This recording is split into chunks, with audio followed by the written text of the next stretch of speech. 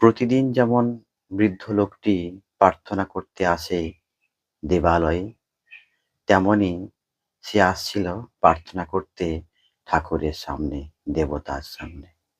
কিন্তু তার এই যে প্রার্থনাটা শেষ প্রার্থনা হবে, সে কখনো জানতে পারত না।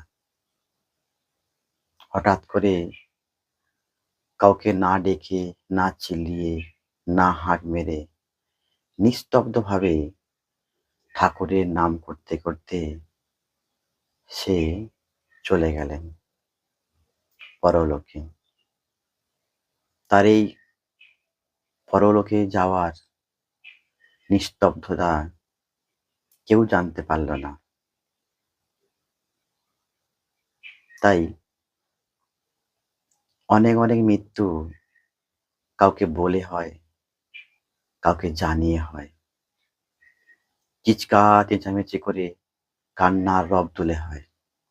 আবার অনেক মৃত্যু নিস্তব্ধ ঘাতকের মতো কাউকে না কিছু বলে চলে আসে।